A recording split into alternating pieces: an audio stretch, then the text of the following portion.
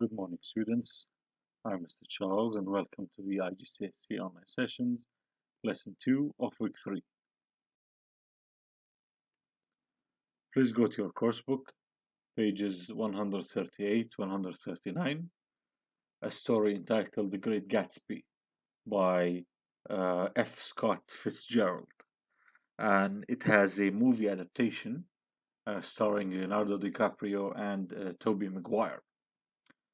The following extract is about a wealthy man in New York. Read it carefully and do the questions that follow. In the extract below from a novel of The Great Gatsby, the narrator describes Gatsby's lavish parties. The story takes place in the 1920s. Let's read together. At high tide in the afternoon, I watched his guests diving from the tower of his raft, or taking the sun on the hot sand of his beach, while his two motor boats slit the waters of the Sound, drawing aquaplanes over the cataracts of foam. On weekends, his Rolls Royce became an omnibus, bearing parties to and from the city, between 9 in the morning and long past midnight, while his station wagon scampered like a brisk yellow bug to meet all trains. And on Mondays 8 servants, including an extra gardener, toiled all day with mops and scrubbing brushes and hammers and garden shears, repairing the ravages of the night before. Every Friday, 5 crates of oranges and lemons arrived from a fruiterer in New York. Every Monday, these same oranges and lemons left his back door in a pyramid of pulpless halves. There was a machine in the kitchen which could extract the juice of 200 oranges in half an hour, if a little button was pressed 200 times by a butler's thumb.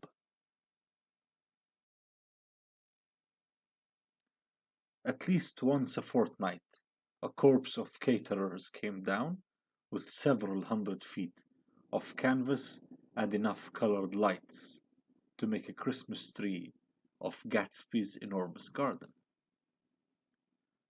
By 7 o'clock, the orchestra has arrived. No thin 5-piece affair, but a whole pitful of oboes and trombones and saxophones and viols and cornets and piccolos, low and high drums. The last swimmers have come in from the beach now and are dressing upstairs. The cars from New York have parked 5 deep in the drive, and already the halls and saloons and verandas are gaudy with primary colors, and hair shorn in strange new ways, and shawls beyond the dreams of Castile. The air is alive with chatter and laughter, and casual innuendo, and introductions forgotten on the spot, and enthusiastic meetings between women who never knew each other's names. The lights grew brighter as the earth lurks away from the sun, and now the orchestra is playing yellow cocktail music, and the opera of voices pitches a key higher. Laughter is easier minute by minute, spilled by the prodigality tipped out at a cheerful word. The groups change from swiftly swell with new arrivals, dissolve and form in the same breath. Already there are wanderers, confident girls who weave here and there among the stouter and more stable, become for a sharp, joyous moment at the center of a group, and then excited with triumph, glide on through the sea change of faces and voices and color under the constantly changing light. Suddenly, one of the gypsies dances out alone on the canvas platform. A momentary hush. The orchestra leader varies his rhythm obligingly for her, and there is a burst of chatter as the erroneous news goes around that she is Gilda Gray's understudy from the Follies. The party has begun.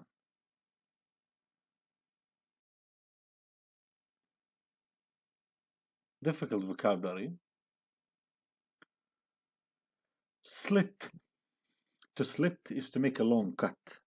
So the boats, because they were heavy, because they were moving relatively fast, they are packed with people, they make slits while they are driving. So they make a long cut, or what seems like a long cut. Cataracts, floods.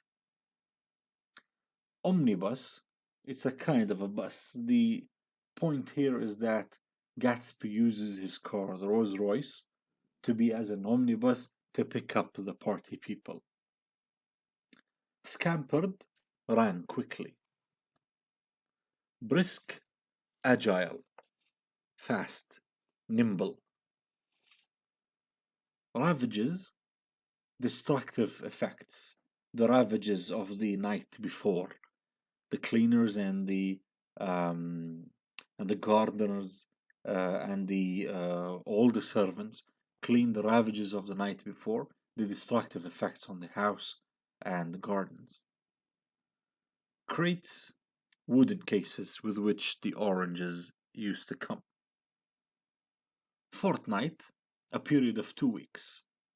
In this context, at least once a fortnight, so once every 2 weeks, the orchestra with the or the decoration of the garden with tints and lights for it to resemble a Christmas tree.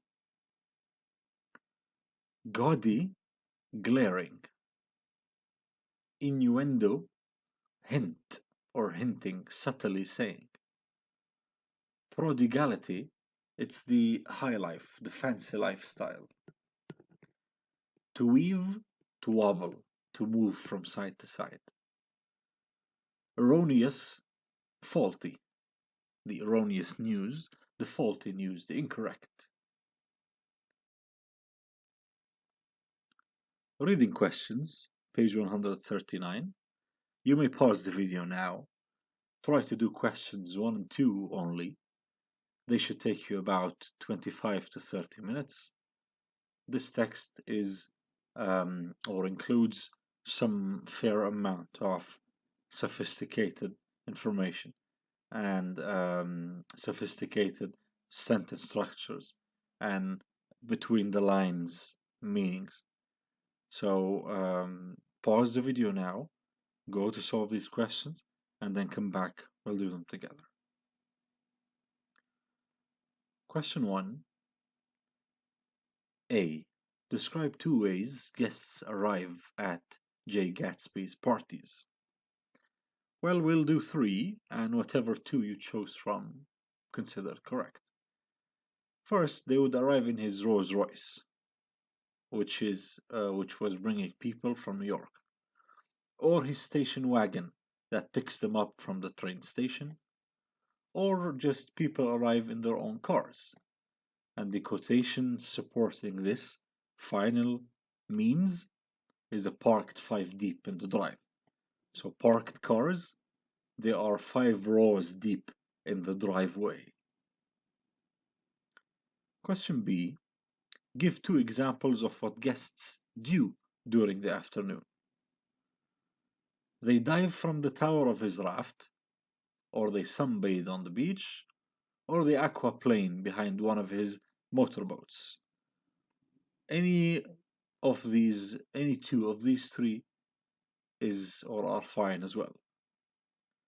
C. Using your own words, explain what is involved in repairing the ravages of the night before. As we said, the servants do all the reparations of last night's party, and try to imagine what happens in this party that the servants and the gardener have to repair. After the weekend's lavish party is over, servants clean up and repair the damage inflicted to the house, whether it is because of heavy drinking, because of heavy dancing, because of negligence towards the house itself, since it has a lot of guests, and the owner of the house, Gatsby himself, Jay Gatsby, doesn't really care what happens since he has a lot of money. He's a rich person. D. Reread lines 24 to 27 using your own words. Explain what the corps of caterers do in Gatsby's garden. And this is the wording of this question, or the answer to this question is opinionated, but it should include the same information. They do two things. First, they put up tents, and the word for this is canvas, and then colored lights to make a Christmas tree in his garden. So they put up lights around the trees, strings of lights, and they put up tents as well. Question 2. Reread paragraphs 3 and 4 from By 7 o'clock, Constantly Changing Light, which describe the lights, colors, and sounds of the party. Explain how the writer uses language to describe a Gatsby party. Choose 3 examples of words or phrases from each paragraph to support your answer. Your choices should include imagery. Well, we're not going to do this in a paragraph form. We'll do this in a bullet point form. So we have 3 categories to discuss from paragraphs 3 and 4. The lights category, the colors category, and the sounds. And they are all expressed how lavish they are through the use of imagery. So provide 3 examples for each of these through the use of imagery. For lights and colors of the party, they are both used together. They are luxurious, and the words are enough colored lights to make a Christmas tree. The reference to Christmas tree is definitely of a luxurious reference. And then motorboats, and then Rolls Royce, his car.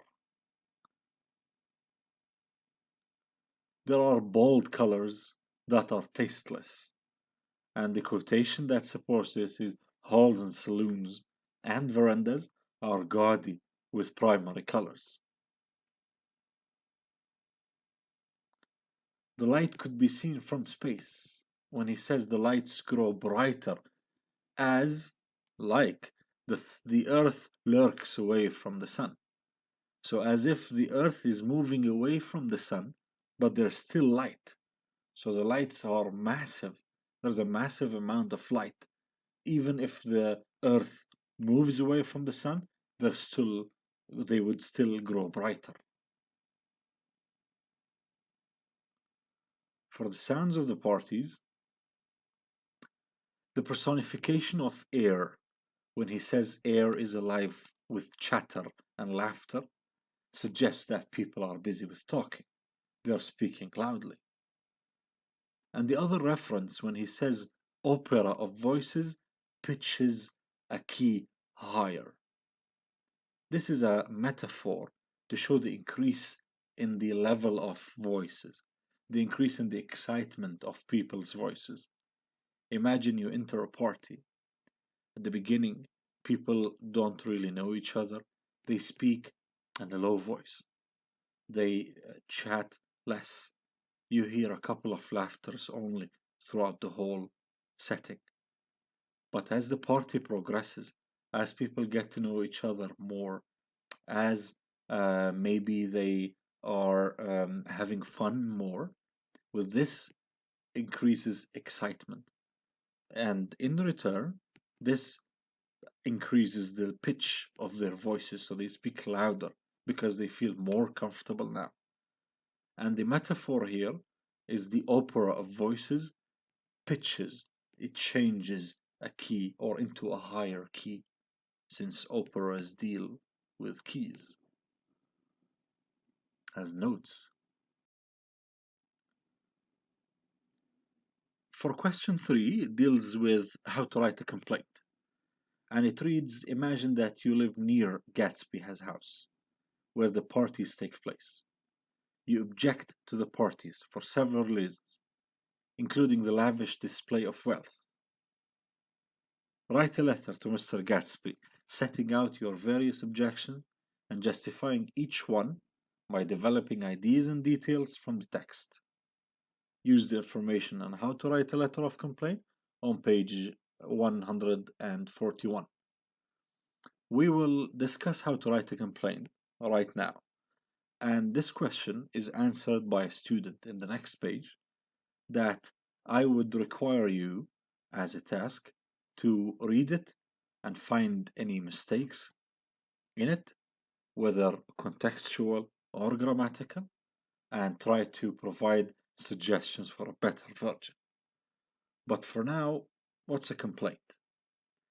Most people complain at certain points in their lives about certain aspects, whether it is unsatisfactory goods, poor services, unfair treatments, etc.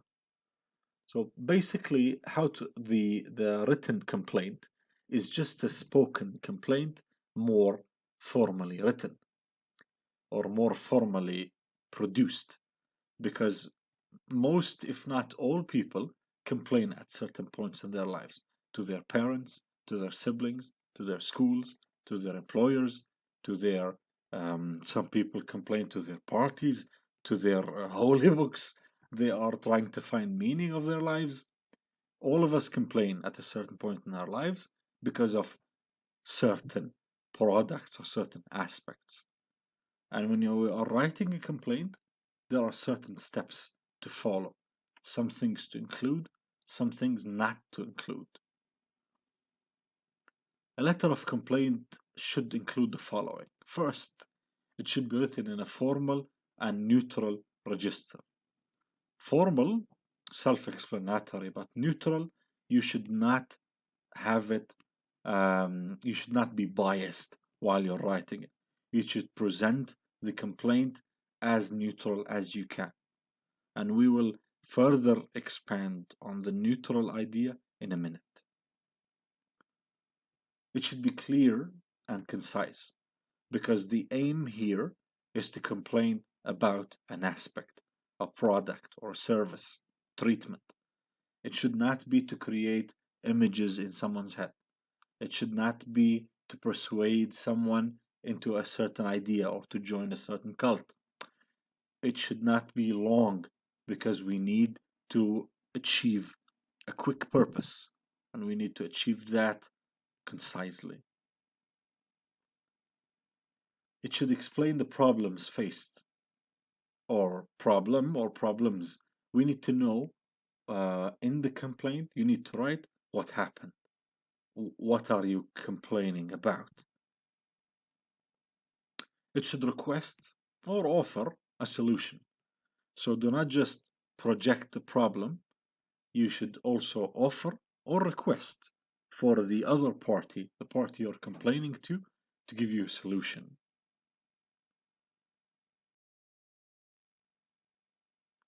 What to say and what not to say. This is an example of a complaint, and we'll read together what went wrong and what went right with this. Dear Adidas people, I wish to express my dissatisfaction with the speed of your delivery. I have ordered a pair of shoes from your Underdog series from one of your stores in Erbil on the 27th of April. Attached is the receipt. And today is the 20th of May and they still haven't arrived yet. The clerks were stupid and did not know how to use the application you have. My father taught me how to use the internet well. and beginning to doubt the whole company's efficiency. Respond soon. By Ali. Some of these are obviously a mistake, obviously not to be included, but we'll label them together for you to know why you shouldn't include them. First of all, good job for starting with Dear X and then comma. But it shouldn't have been Adidas people. It should have been, if you know the person, if you know the people you're addressing, you should write Dear Mr. X. Dear, let's say, Mr. Tim. Dear Miss Sandra. If you know the person, address them directly. Say, Dear Mr. X. But if you don't know the people, you should say, Dear Sir or Madam, anonymously. Don't say, Dear Chocolate House people. Dear people who are responsible for my agony. Say, Dear Sir or Madam, if you don't know them. That's more respectful. I wish to express my dissatisfaction with the speed of your delivery. Good job for saying the problem, for projecting the problem. You stated it. Well done. I have ordered a pair of shoes from your Underdog series from one of your stores in Erbil on the 27th of April. This is great details mentioned because it gives more credibility, the when and the what and the where to your complaint. And attached is the receipt. This is great documentation that this actually happened. But if you say the clerks were stupid and did not know how to use the application you have, you are being rude, and that's not acceptable. You are using abusive language in a way for you to say the clerks were stupid. You are being biased. You're not being neutral at all. So you violated many rules with this. Unacceptable. My father taught me how to use the internet well. Well, this is irrelevant information. This is you getting sidetracked, as they call it. This is you diverting from what's important or the main idea. Who cares who taught you how to use the internet well? Nobody except you and maybe your father. I'm beginning to doubt the whole company's efficiency. Beginning is misspelled, and whole is WHOLE. This one means puncture. This is the mistake. And the whole company's efficiency, you just generalized. You criticized all of the company as a whole. You weren't negative about certain aspect that they have a speed delivery problem or a problem in their speed of delivery. You just criticized the whole company, and this is overgeneralization, and it's bad. It's unacceptable. You should not end the letter with respond soon. If you know the person you are writing to, you should end with yours sincerely, and then you sign. If you don't know the person you are writing to, you should write yours faithfully, and you should sign. You should not say bye for sure, because this is not an encounter. And you should not just write Ali, your name. You should write your full name under your signature. You didn't offer any solution. You did not request or offer any solution. And this is also this also decreases the efficiency of your complaint. Many of us, while being angry, we try to complain in a way that does not regulate by these rules because we're angry, because our expectations were not met of this product or service or treatment. But the solution to this is to calm ourselves down, count to 10, and imagine we are at the other end of the line. Imagine that you are someone who's listening or who is reading, observing the complaint. how would you want to read for you to act better? Because definitely, if you say to the company, you stupid people, you did not bring my stuff, I am always used to my stuff being brought on time, they're definitely either not gonna answer you, or they're not gonna do anything to solve your problem. But if you put yourself in their position and abide by certain rules of being unbiased, being formal, talking to them or writing to them in accurate information, using accurate information, your question or your complaint will be heard. And that's why I want you to read the student's response. On page 140, some information is inaccurate, and some pieces of advice can be given to the student to help them improve this complaint. Reread the text and read the student response, and we'll discuss it together next class. Thank you very much for listening. Stay safe and keep up your good work.